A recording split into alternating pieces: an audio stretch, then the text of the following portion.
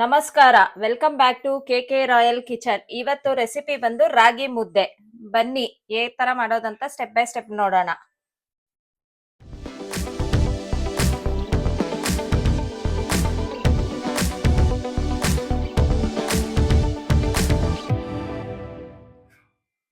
ರಾಗಿ ಹಸಿಟ್ಟು,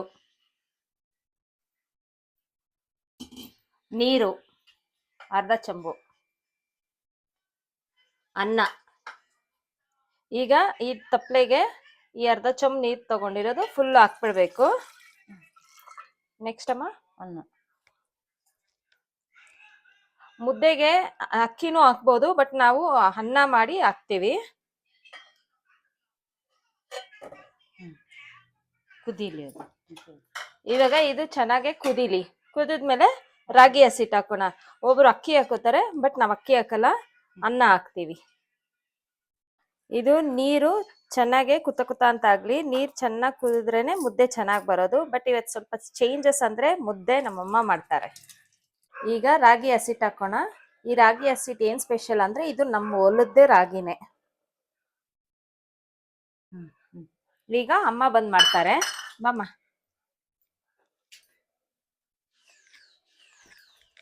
ತಿರುವಮ್ಮ. ಈಗ ಅದನ್ನ ಚೆನ್ನಾಗಿ ಗಂಟಾಗ್ದಿದ್ದಂಗೆ ತಿರುಕೋಬೇಕಾಗತ್ತೆ.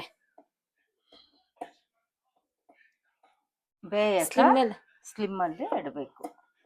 ಸ್ಮೆಲ್ಲು ಬರ್ಬೇಕು ಮುದ್ದೆದು. ಸ್ಮೆಲ್ ಬಂದ್ರೆ ಚೆನ್ನಾಗಿರುತ್ತೆ ಮುದ್ದೆ ಕಟ್ಟೋದಕ್ಕೆ. ಬೇಯಬೇಕು. ಇವಾಗ ಸ್ಲಿಮ್ಮಲ್ಲಿ ಇಟ್ಟಿರ್ತೀನಿ. ಬೆಂದಾದ್ಮೇಲೆ ಮುದ್ದೆ ಮಾಡಬೇಕು.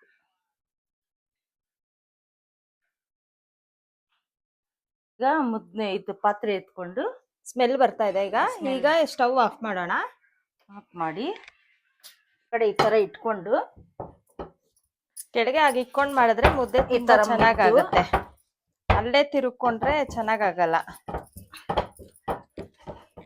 ಈ ತರ ಮಿದ್ದಿ ಮಾಡೋಣ.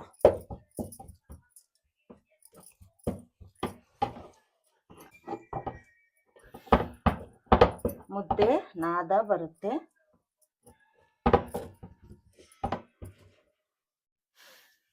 ಆ ತರ ಚೆನ್ನಾಗಿ ತಿರ್ಕೋಬೇಕು. ತಿರ್ಕೊಂಡ್ರೆ ಎಲ್ಲ ಚೆನ್ನಾಗಿ ಮಿಕ್ಸಪ್ ಆಗುತ್ತೆ.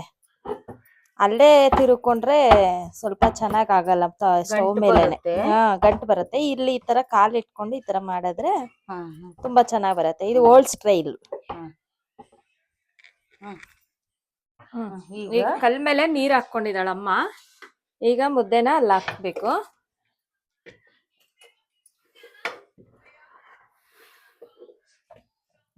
ಮುದ್ದೆ ಹಿಟ್ಟೆಲ್ಲ ತೆಗೆದು ಕಲ್ ಮೇಲೆ ಹಾಕೊಂಡು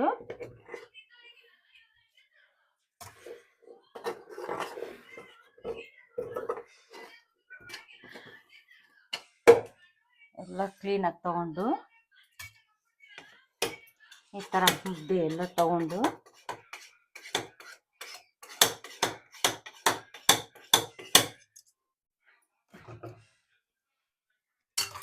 ಈ ತರ ಮುದ್ದೆ ಮಿದ್ದಬೇಕು. ಕಲ್ ಮೇಲೆ ಚೆನ್ನಾಗಿ ಮಿದ್ದು ಕಲ್ ಮೇಲೆನೂ.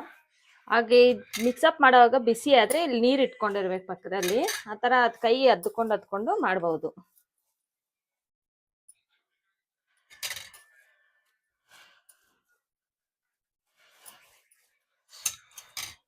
ಈ ತರ ಮುದ್ದೆ ರೌಂಡ್ ಅಪ್ ಮಾಡ್ಕೋಬೇಕು. ನಮ್ಗೆ ಎಷ್ಟು ದಪ್ಪ ಆದ್ರೂ ಮಾಡ್ಕೊಬೋದು, ಎಷ್ಟು ಸಣ್ಣ ಆದ್ರೂ ಮಾಡ್ಕೊಬೋದು. ಮುದ್ದೆ ನೀಟಾಗಿ ನೋಡಿ ತರ ಬಂದಿದೆ. ನೋಡಿ ಎಷ್ಟು ಚೆನ್ನಾಗಿದೆ ಮುದ್ದೆ. ಇವಾಗ ಪಾತ್ರೆಗೆ ಇಟ್ಕೊತೀನಿ. ಪಾತ್ರೆಗಿಟ್ಟು